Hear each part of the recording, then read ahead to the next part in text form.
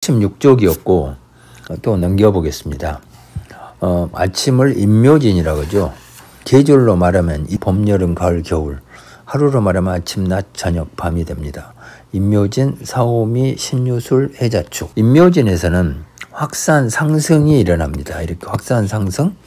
그 다음에 여름에는 더 확산, 더 상승. 여름에는 열심히 일을 하죠. 산의 정상과 같다. 산의 정상. 가을, 저녁, 신유술에서는 응축, 하강. 일을 줄여가야 되죠.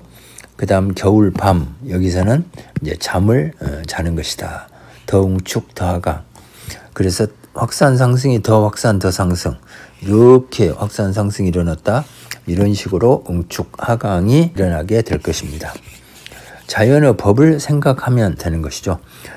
그 다음에 여기서는 봄과 아침, 임묘진에서는 간목과 신금이 로광새고, 그 다음 여름에는 무토와 병화와 계수가 로광새고, 그 다음 가을 저녁에는 경금과 을목이 로광새고, 그 다음 겨울과 밤에는 정화와 임수와 기토가 로광새란 거는 가장 열심히 일하는 때를 로광새라고 합니다.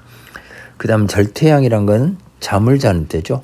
그래서 간목과 신금, 봄 아침에는 이제 로광새가 된다면, 병화, 무토, 계수는 임묘진에서는 생육대가 되고 출근해야 되겠죠. 그 다음에 열심히 일을 하다가, 병화, 무토는 여기에서 열심히 일을 하다가 로광새죠. 로광새가 열심히 일하는 때니까. 그 다음에 병화, 무토, 계수는 어떻게 되겠습니까? 여기서 병사면은 이제 퇴근을 하겠죠. 하나씩 다시 살펴보면, 그래서 간목과 신금은 봄에 열심히 일을 하다가, 그 다음에 간목과 신금은 이제 사오미가 되면 이제 퇴근을 하겠죠. 퇴근은 이렇게 일을 줄여간다. 그 다음에 간목과 신금은 이 가을 신유술에서는 이제 잠을 자게 이제 될 것입니다. 절태양이 이제 잠을 자는 시기다. 그 다음에 간목과 신금은 해자축에서는 이제 출근을 하겠죠. 출근을 한 것을 우리가 생육대라고 합니다. 그 다음에 이제 또 살펴보도록 하겠습니다. 병화와 무토와 계수는 아침 임묘진에서 출근을 하고 여름에는 로광새로 이제 활동을 하겠죠. 그 다음에 신유술에서는 병화, 무토, 계수는 이제 퇴근을 하게 될 것입니다. 그 다음에 해자축에서는 병화, 무토, 계수는 절태양으로 이제 잠을 자게 되죠. 화살표가 올라간 건 출근이고, 산의 저 꼭대기에서 열심히 일하는 때가 로광새고, 그 다음에 이렇게 내려가면 그게 병사묘고, 그 다음에 절태양은 이제 깊은 잠에 빠지는 때를 이제 절태양이라고 합니다. 그 다음에 경금과 을목은 가을에 로광새로 이제 열심히 일을 하죠. 그러니까 반대편 계절인 봄에는 절태양으로 잠을 자게 될 것입니다. 그 다음에 잠을 잤으면 출근을 해야 되겠죠. 그래서 경금과 을목은 사오미 여름에 출근을 하게 되고, 그 다음에 가을에 로광새로 열심히 일을 하게 되고, 그 다음에 열심히 일을 했으면 이제 퇴근을 해야 되겠죠. 그래서 경금과 을목은 퇴근을 한다. 퇴근한 것을 이제 병사묘라고 이렇게 이제 말을 합니다. 그 다음에 마지막으로 정화와 임수와 기토는, 정화와 임수와 기토는 겨울에 로광새로 활동하죠. 겨울 해자축에서 로광새로 활동한 것이 바로 임수, 정화, 기토가 됩니다. 여기서 열심히 일을 했으면 임묘진에서는 이제 퇴근을 하겠죠.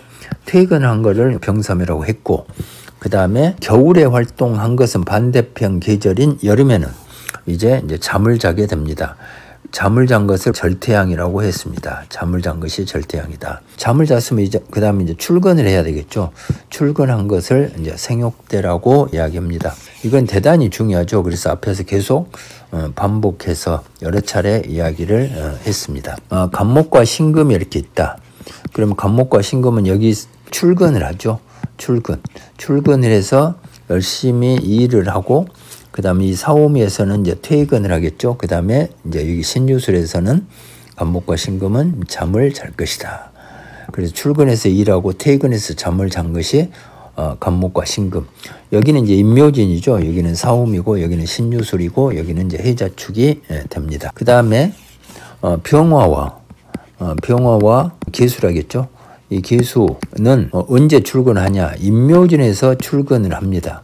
그 다음에 사오미에서 열심히 일을 했다가, 그 다음에 신유술에서 이제 퇴근을 하고 그 다음에 해자축에서 이제 잠을 자게 됩니다. 조금만 생각해서 들으면 금방 알 수 있는 그런 것들이죠. 그 다음에 가을과 저녁에 활동하는 경금과 을목이죠. 경금과 을목을 보면 경금과 을목은 이 사오미에서 출근을 하고 그 다음에 신유술에서 열심히 일을 하고 그 다음에 해자축에서 여기서 퇴근을 하고 그 다음에 반대편 계절인 임묘진에서 이제 잠을 자게 됩니다. 하나만 알면 나머지는 전부 다 규칙적으로 자연은 규칙적으로 운동을 하기 때문에 이제 아주 쉽게 이해할 수가 있습니다. 그 다음 마지막으로 임수와 정화와 기토를 한번 살펴보도록 하겠습니다. 임수와 정화와 기토는 신요술에서 여기서 출근을 합니다. 임수와 정화와 기토는 여기서 출근을 하고 겨울 해자축에서 열심히 일을 하겠죠. 그 다음에 임묘진에서 퇴근을 하죠. 열심히 일을 하면 퇴근을 합니다. 그럼 퇴근하고 그 다음에 사오미에서는 반대편 계절이니까 이때는 휴식 충전을 위해서 잠을 자게 됩니다. 그래서 앞에서 정리했던 건데 다시 한번 복습 삼아서 해봤습니다. 그 다음에는 명리학에 대한 일반 상식들을 한번 쭉 적어놨습니다. 한번 읽어보겠습니다. 명리학이 어려울 리가 없고 어려워서도 안 된다. 우리에게 익숙한 자연의 법에 기반을 두고 있기 때문이다. 자연의 법이란 거는 누구나 아는 봄, 여름, 가을, 겨울, 그 다음에 아침, 낮, 저녁, 밤의 변화이다. 자연의 법은 이 세상 어느 법보다도 강력하다. 어느 시대, 어느 국가의 법, 어느 종교 단체의 법도 모두 자연의 법 아래에 있다. 그래서 우리가 법률이 있고 법률보다 강한 것이 헌법이 있죠. 근데 헌법보다 더 위에 있는 것들이 뭐 국제법도 있고 국제법보다 더 위에 있는 것, 최종적으로 가장 위에 있는 것이 자연의 법이다. 자연의 법은 음과 양이 50대 50이다. 밤과 낮이 50대 50이다. 여자와 남자가 50대 50이고 지방과 그 다음에 도시가 50대 50이다. 항상 이런 생각을 가지고 일을 풀어가면 모든 것이 자연스럽게 풀리게 됩니다. 인간의 생각, 개인의 욕심 이런 걸 집어넣을 때 이제 문제는 꼬이게 되고 복잡하게 되는 거죠. 그러나 인간의 역사는 양을 중시하고 음을 무시해왔다. 민주주의 선진국들도 여자는 어린이처럼 보호 대상이었다.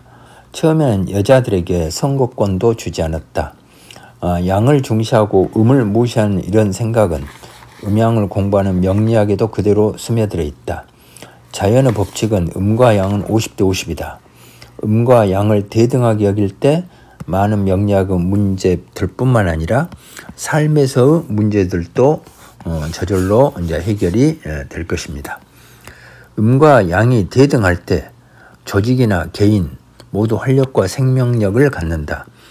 양운동과 음운동은 순환 반복 운동을 한다. 이렇게 계속 반복 운동을 이렇게 하는 거죠. 따라서 어느 것이 먼저이고 어느 것이 나중인지 알 수는 없다. 양운동이 정점에 달했을 때 음운동이 시작되고 음운동이 정점에 달했을 때 양운동이 시작된다. 봄, 여름, 가을, 겨울의 변화도 마찬가지다. 봄이 정점에 도달했을 때 여름은 시작된다. 마찬가지로 여름이 정점에 도달했을 때 가을이 시작되고 가을이 정점에 도달했을 때 겨울이 시작된다. 따라서 여름의 앞부분은 봄과 겹치고 여름의 뒷부분은 가을과 겹친다. 나머지도 모두 마찬가지다. 그래서 여기가 봄이다. 그럼 여름은 언제 시작하냐? 봄이 절정에 이르렀을 때 이때 여름이 이렇게 시작합니다. 그래서 봄의 뒷부분은 여름과 겹치게 되죠. 여름과. 그래서 여름이 절정에 도달했을 때 그때 봄은 완전히 사라지게 되죠. 그래서 봄의 앞부분은 이제 겨울과 겹칩니다. 겨울은 이렇게 되겠죠. 겨울이 이렇게 내려가고 봄이 이렇게 떠오르게 되고 그래서 봄의 앞부분은 겨울과 봄이 겹치고 봄의 뒷부분은 이제 봄이 시들어가겠죠. 그러면 여름이 또 떠오르고 밤과 낮 전부 다 마찬가지입니다. 2025년과 2026년 이런 것도 다 마찬가지죠. 2025년과 12월 31일이 지나야지 2026년이 시작된 것이 아닙니다. 여기가 2025년이라고 하면 2025년이 중간 절정에 도달했을 때 2026년은 떠오르기 시작합니다. 그래서 2025년대 후반부는 점점 시들어가죠. 그럴 때 2026년은 떠오른다. 근데 사람들은 2025년이 12월 31일이 지나야지 2026년이 시작된다 이렇게 알고 있는데, 자연의 법에서는 사실상 2025년 중간이 지나면 그때부터 2026년이 떠오르고 2025년은 시들어가기 시작한다.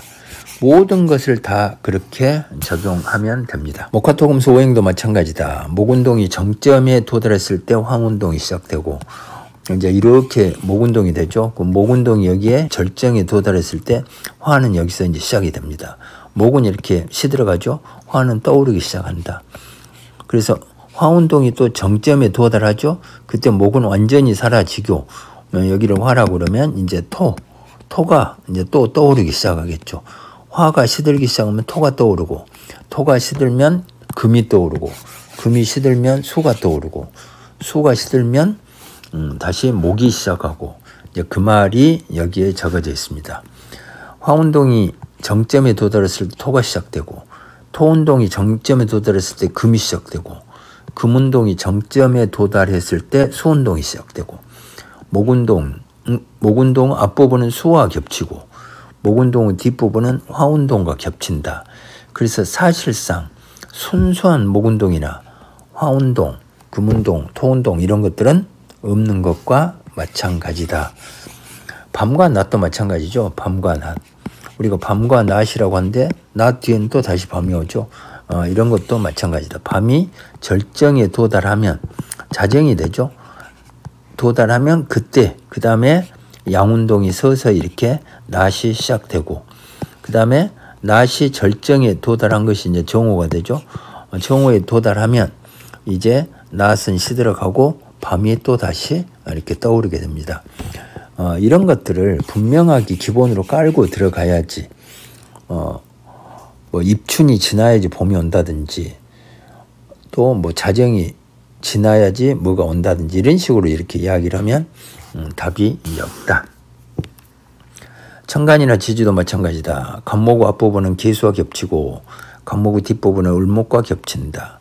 축토의 앞부분은 자수와 겹치고 축토의 뒷부분은 임목과 겹친다. 다른 천간이나 지지도 똑같이 마찬가지다. 그래서 순수한 건 없습니다. 순수한 거는 없다. 만일에 묘냐 진이냐 헷갈리면, 묘하고 진하고 헷갈린다고 묘가 이렇게 되죠. 그 묘가 절정에 이르렀을 때 진은 이제 떠오르기 시작합니다. 그러면 묘가 이제 시들기 시작하죠. 어떤 사람은 묘와 진 사이에 있다. 그러면 이제 진은 떠오르고 묘는 시들어가는 그런 때 태어났구나. 이제 그것을 알면 되는 거죠. 2023년은 계묘년이다. 계묘년의 앞부분은 2022년의 이민과 겹치고, 그래서 계묘가 이렇게 있다. 계묘가 이렇게 있으면 계묘년도 이렇게 되겠죠. 시작이 있고 끝이 있다. 그러면 계묘년의 이 앞부분은 계묘년의 앞부분은 이제 뭐가 되겠습니까? 이민이죠. 이민. 그래서 이민년이 이렇게 시들어가면 계묘년이 이제 떠오르기 시작하고, 그래서 계묘년 앞부분은 이민년이 시들어가면서 계묘년이 떠오르니까 겹치고 이민과, 그럼 계묘년 다음에는 뭐가 되겠습니까? 갑진이 되죠. 그러면 계묘년이 절정에 도달해서 시들기 시작하면 이제 갑진은 이렇게 떠오르게 된다. 그래서 순수한 것은 없다. 있다고 한다면 아주 순간이죠. 아주 찰나다. 찰나. 전반부는 이민년과 섞여 있고 후반부는 갑진년과 섞여 있다. 이제 금방 했던 거죠. 79쪽입니다. 그래서 글자를 보고 자연의 변화를 읽어야 된다. 어디에 있냐? 예를 들면 2025년은 을사년이다. 2025년은 을사년이다. 이렇게 말을 하면 2025년의 앞부분은 갑진과 겹치게 되고 2025년의 뒷부분, 후반부는 그 다음에 이제 병오년이 되겠죠. 병오년과 겹칠 것이다. 을사년 앞부분은 2024년인 갑진과 겹치고, 그 다음에 을사년의 뒷부분은 2026년인 병오와 겹칠 것이다. 그래서 을사년이 정상에 도달했던 하지가 되겠죠. 하지. 그때쯤이면 이제 다시 병호가 떠오르기 시작한다. 그래서 을사년의 후반부는 그 다음 병호가 해와 이제 겹치게 된다. 그 말이 됩니다. 그 다음에 보면 이제 오행의 이제 상생 상극이 나와 있습니다. 81쪽이 되죠. 81쪽. 81쪽에 오행의 상생 상극. 이것이 아주 중요한 것인데 왜 중요하냐? 오행의 상생 상극을 사람들이 잘못 사용하고 있다 이 말이죠. 예를 들면 목국토 하면 목이 토를 죽인다, 극한다, 괴롭힌다 이렇게 알고 있다 그 말이죠. 천만의 말씀입니다. 목이나 토는 누구에게 극을 당하고 누구를 생하고 그럴 처지가 아니다. 목성, 토성, 화성, 금성, 수성 이렇게 생각하면 됩니다. 각자 존재한다. 각자 존재한다. 각자 독립적으로 존재한다. 누구를 생하고 극하는 것이 아니다. 오행의 상생 상극은 십신 정하려고 필요한 것이다. 앞에서 말했죠. 십신. 십신이란 것은 사주 풀이를 할 때 필요한 것이다. 십신에는 비겁과 식상과 재성과 관성과 그 다음에 인성이란 것이 있습니다. 그래서 이때 이것을 정할 때 오행의 상생 상극이 이제 필요합니다. 근데 엉뚱하게 예를 들면 간목과 병화가 있으면 이 병화는 이 간목 때문에 목생화가 돼가지고 엄청나게 강해질 것이다. 간목의 도움으로 강해질 것이다. 이렇게 말을 한다고 했죠. 지금 현재 수많은 사람들이 그렇게 사주를 풀이하고 있습니다. 간목과 병화를 보면 간목은 더 확산 상승이고 병화는 더 확산 더 상승이죠. 그래서 간목은 동생이라고 하면 병화는 형이 됩니다. 더 능력이 좋은 형이 병화가 되죠. 병화 입장에서 간목을 보면 오히려 자기 능력을 발휘하지 못하게 됩니다. 간목이 목생화에서 병화가 더 힘을 받는 게 아니라 병화가 간목을 보면 오히려 자기 능력 발휘를 못하게 된다. 반대로 간목이 병화를 보면 간목은 확산 상승인데 병화는 더 확산 더 상승을 하니까 간목이 병화를 보면 힘에 부치게 되죠. 실제로 자기 능력보다도 그 이상의 일을 해야 되기 때문에 지치고 힘에 부치게 됩니다. 그래서 간목은 간목대로 병화는 병화대로 존재를 하는 것이지 누가 누구를 생하고 지금 사주 풀이를 할 때 사용하는 것처럼 간목이 병화를 보면 병화가 목생화로 힘을 얻고 간목은 병화에게 목생화로 힘을 뺏기니 간목은 힘이 약해진다. 이런 설명을 하면 절대로 안 되겠습니다. 그렇게 공부를 하니까 10년, 20년, 30년, 100년 지금 명리학의 역사가 수백 년이 됐죠. 그럼에도 불구하고 이렇게 뒷골목 학문으로서 푸대접을 받고 있는 것이다. 다음 시간에 오행의 상생 상극에 대해서 더 자세히 살펴보도록 하겠습니다.